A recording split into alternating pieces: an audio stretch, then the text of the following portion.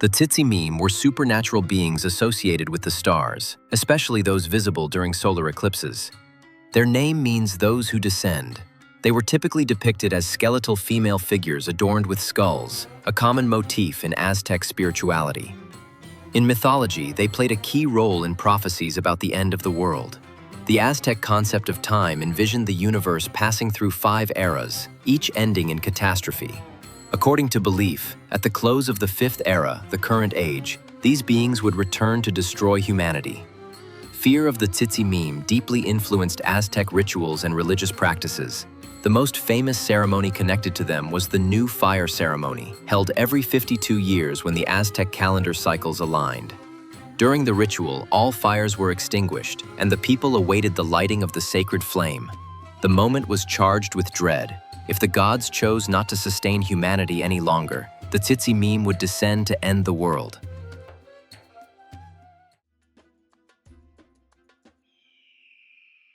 In Aztec mythology, Cipatli was a primordial sea creature combining traits of a crocodile, a fish, and a toad. In the time before earth or sky existed, the universe was nothing but an endless ocean upon which Cipatli drifted.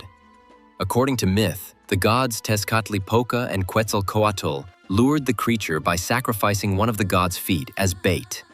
After an epic battle, Cipatli was torn apart. Its back became the land, while the rest of its body transformed into mountains, valleys, and lakes.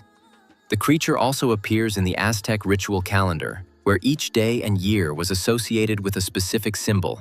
Cipatli marked the first day of the cycle, making it a symbol of new beginnings.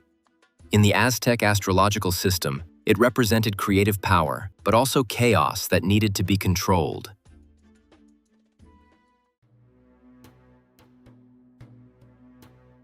The Quinametzin were mythical giants said to have inhabited the earth before the current age of humanity. In Aztec cosmology, the world had passed through several eras or suns, each ending in disaster. The giants were linked to the fall of the 4th sun. They were believed to have been destroyed after falling out of the gods' favor. In some versions, through a great flood, a motif that appears in other mythologies, including the biblical story. Legends say the Quinametzin built massive structures far beyond the capacity of ordinary humans. One of the most famous examples attributed to them is the Great Pyramid of Cholula, the largest pyramid in the world by volume.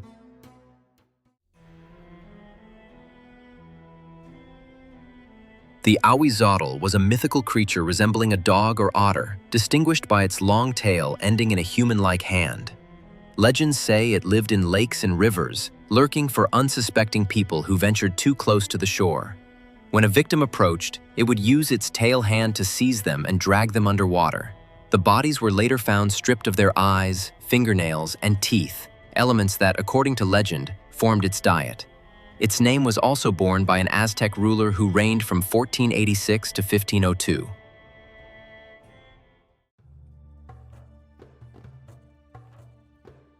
In Aztec belief, every person was born with a spiritual bond to a particular animal, which served as both guardian and reflection of the individual's character. In some cases, the bond was so strong that the person could transform into their animal counterpart. Naguals, those with this ability, were considered people of extraordinary spiritual power. Many served as shamans or healers, and sometimes became involved in politics or warfare, gaining influence in society. One of the most famous cases of Nagualism was that of Martin Ocelotl, an Aztec priest and shaman accused of practicing the art and tried by the Inquisition in New Spain.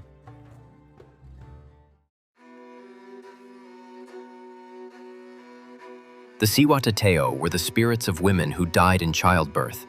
In Aztec culture, this was regarded as the equivalent of battle, and those who lost their lives in it were honored like warriors fallen in combat. In art, they were depicted as spectral figures with skeletal faces, sunken eyes, and clawed hands. According to belief, they dwelled in the Western land known as the Place of Women. Each day, they accompanied the sun on its journey from noon to sunset, and in some traditions, they also helped it traverse the underworld so it could rise again, sharing this duty only with the spirits of dead warriors. While honored for their sacrifice, they were also feared as malevolent demons. On certain nights of the goddess in the Aztec calendar, they were thought to haunt crossroads, bringing disease, madness, and misfortune.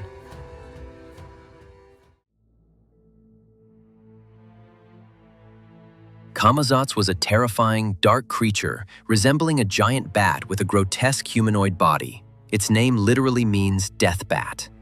The Aztecs revered bats as symbols of death, likely due to their emergence from caves, seen as entrances to the underworld. Originating in Maya mythology, where it guarded Xibalba, the realm of the dead, Camazotz also entered Aztec belief. In the Maya sacred book Popol Vuh, it appears as an adversary of the hero twins Hunahpu and Xbalanque. In one tale, inside one of Xibalba's chambers, Camazotz attacked the heroes, decapitating one of them.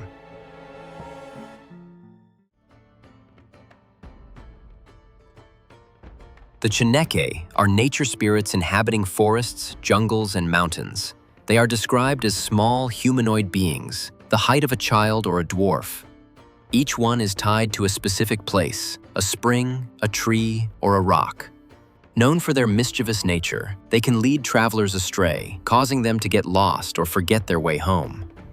In Mesoamerican belief, they held deep knowledge of flora, enabling them to create both healing remedies and dangerous poisons.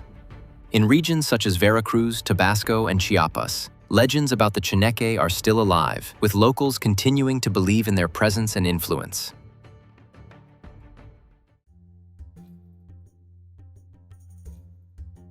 Xiuhcoatl, known as the turquoise serpent, symbolized fire and the sun in Aztec culture. In mythology, it was the powerful weapon of the god Huitzilopochtli, used to defeat his sister, the goddess Coyolxauhqui, and her 400 brothers who conspired against him. In Aztec art, Xiuhcoatl appears frequently in paintings, sculptures, and ritual artifacts such as ceremonial staffs.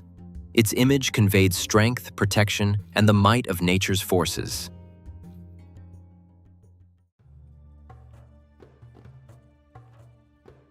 These beings were depicted as human-like figures with an owl's head and wings. The name Tlacetecolotl literally means man-owl. In Aztec culture, the owl symbolized darkness, deceit, and danger, often regarded as a harbinger of death or bad news. Taking the form of an owl, the Tlacetecolotl embodied these ominous traits. They were thought to bring misfortune wherever they appeared, places marked by conflict, disease, or disaster. After the Spanish conquest, the term came to be associated with the devil, reflecting Christian influence on indigenous beliefs.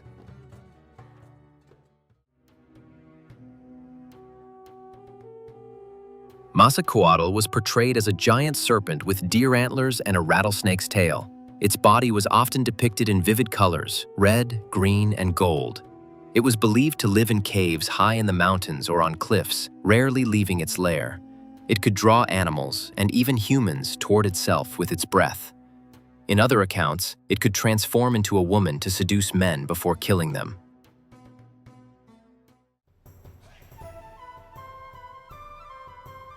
The Tlanchana is a mythical figure from Mesoamerican folklore, deeply rooted in the traditions of the Otomi and Aztec peoples of central Mexico. She was imagined as a beautiful woman with the upper body of a human and the lower body of a serpent. In some versions of the myth, she had a fishtail, making her resemble European mermaids.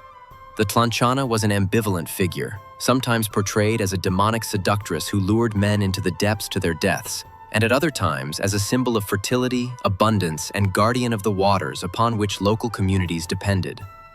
With the arrival of the Spanish and the spread of Christianity, her cult was replaced by Marian devotion, though her legend survived in local folklore. Today, she remains an important part of Metepec's cultural heritage in the state of Mexico, appearing frequently in local art and crafts. A statue of her stands in the town center in her honor,